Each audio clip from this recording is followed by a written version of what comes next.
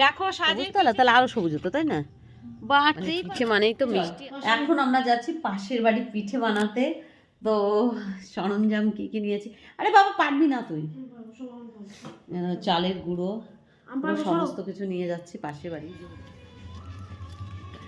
দেখো কষ্ট কিন্তু সাকসেসফুল, আমি কিন্তু পেরেছি। এটা কিন্তু উঠেছে আস্তে আস্তে। ওটা হয় রে ওইদিকে। এটা উঠেছে। কি বাবা উনুনটা নিভে যায় বারবার, আর বলো না গো। তাই তো জ্বালানি দিচ্ছিলাম।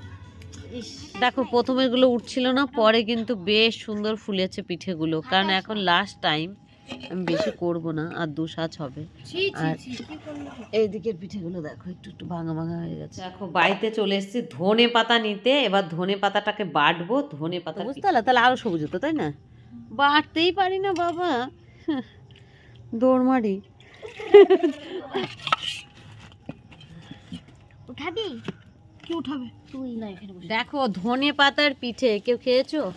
এটা বানানো হয়েছে ধনে পাতা লঙ্কা বেটে, আর এটা খেতে না দারুণ টেস্টি, ঝাল ঝাল। মানে পিঠে মানেই তো মিষ্টি, আর এখানে ঝাল পিঠে। দেখো পিঠে মানেই তো মিষ্টি, একটু ঝাল ঝাল হলে ভালোই লাগে। আর প্রতি বছরই 1-2 সাঁচই করা হয়। এই লাস্টেই চলে এলাম। এবার বাসনটা ধুয়ে নিয়েছি, আর হাতটা ভালো করে ধুয়ে সেঁকে নিলাম। এবার বাড়ি গিয়ে মানে একটু গরম হয়ে নিচ্ছি, বাড়ি গিয়ে খেয়ে তারপর বলছি কেমন হয়েছে পিঠে। দারুণ খেতে, দারুণ। তো কত সুন্দর পিঠে উঠেছে। আর কিন্তু রেডি চিকেন কষা আর পিঠে। এই না বাবু খা। মা মুরগি এনেছে। ও মা মুরগি বল তো কে এনেছে?